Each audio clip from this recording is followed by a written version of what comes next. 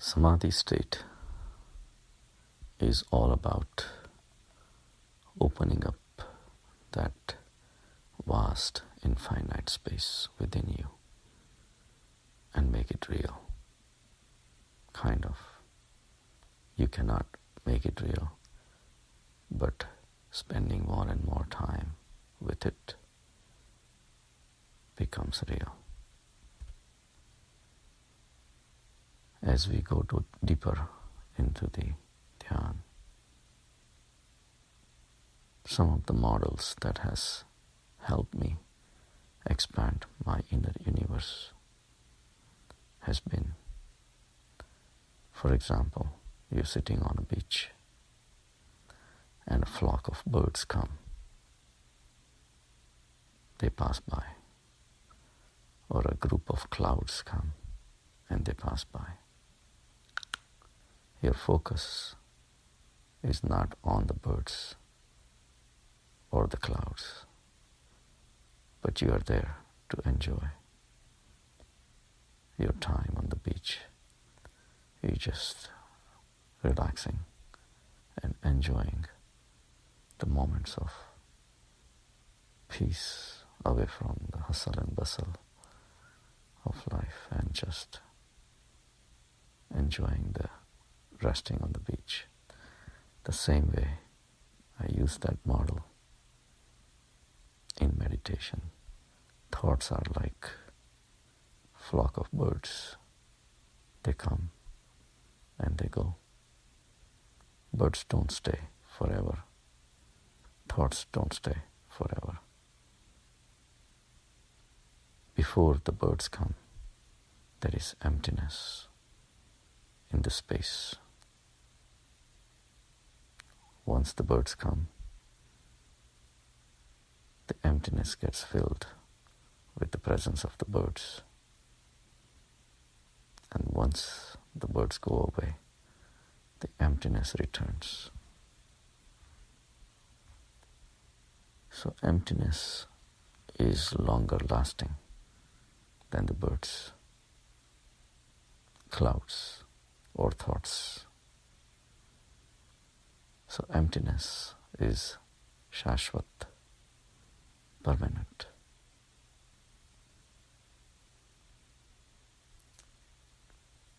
Just like you speak a sentence, I am here. Before I say that sentence, there was a silence. Once I'm done with the sentence, again there is silence. And even when I'm speaking the words, I am here, there is a micro silence inserted between the words, I am here. If I remove that micro silence, the words lose their value. Then all the words will be spoken together without any silence in between. It will not serve any purpose.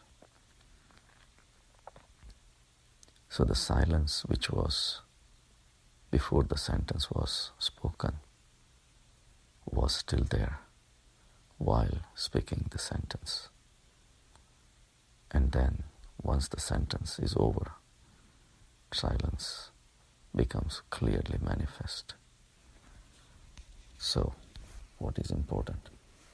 Words or silence? Silence actually made the existence of the sentence better. Silence gives the medium for the words to exist, just the way the space gives the mediums for the birds to exist, and the clouds to exist, and the thoughts to exist. Going within during meditation gives you that opportunity to be in the silence, to be in the space. Our identifications with the mind and the body is what prevents you going into the silence. Our fascination with the words, language, all that prevents us going into this vast, infinite space because we are not used to it. We have lived not just this life, many lives as doers, doing things in the sansar, achieving things, holding things, defending egos, hurting egos, all those things we have been doing for many lives. So when we are thrown into a space where there is nothing, that nothingness is nothingness in comparison to somethingness, which is the matter. We have lived material life for many generations. And when we go within the existence without the ego, without the thoughts, without the words, without the material objects, people, situations, seems uncomfortable.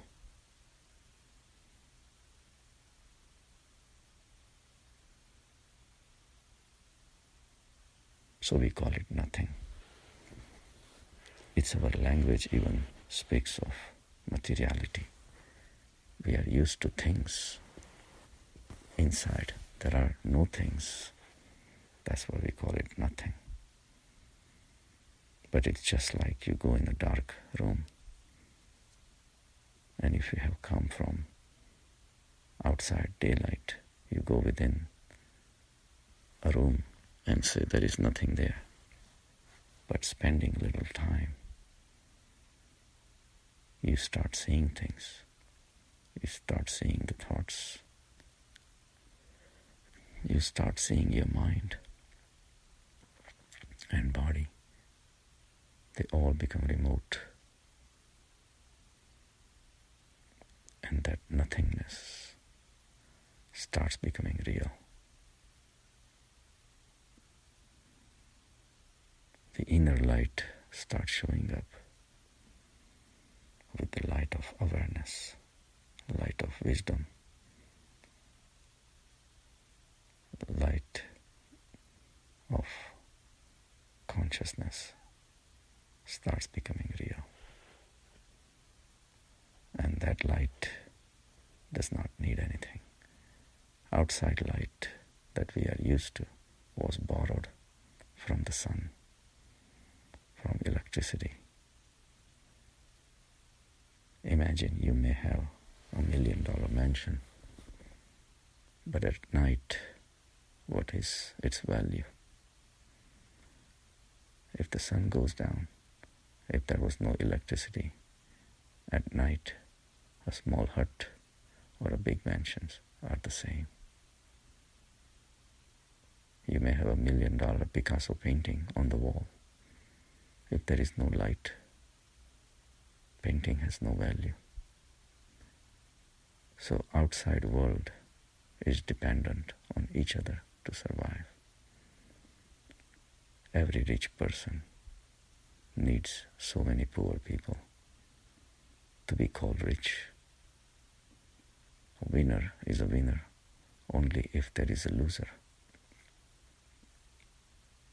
Superiority complex is based on comparing yourself with others. You need others to feel superior, look superior. But when you go deep in meditation and spend the time with your inner space, all these things seem flimsy, because now you are spending your time with infiniteness,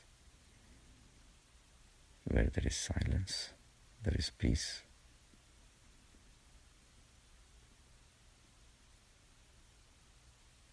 and existence which is not dependent on anything or anybody. The pleasures of samsara remains with samsara. Sufferings of samsara remains with samsara, and you become an observer of the samsara. In spiritual life, once you firmly get established into this silence, you realize the words are flimsy because they come and they go.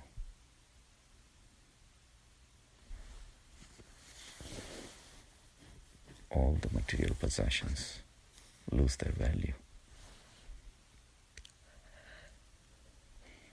because they have a relative value.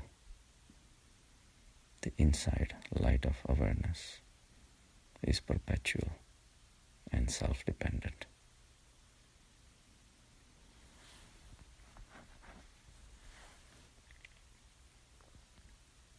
It does not need anybody's help. You can have this light of awareness, consciousness,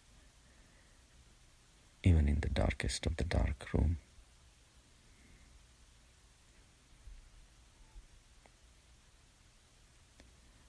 So identify yourself with that space before, during, and after the passage of the birds, passage of the clouds, and passage of the thoughts. This model has helped me to detach myself from the spoken words, thoughts, actions, and doership, which is a combination of all the three: spoken words, actions. All those things seem small compared to the bigger existence. Does everyone have the same state of mind? No. The world is full of doers. The world is full of fighters. The world is full of fools who are wasting their time in arguing, fighting, accumulating more and more identifications. I'm a Jain, I'm a Hindu, I'm a Muslim. Fight their lives away, never reaching the state of bliss. It's a shame. Sometimes it may be very difficult for people to understand you, but that's understandable because their vision is still material and you are expressing spiritualism. So be it. You find the path of least resistance, but maintain your peace, silence, and joy.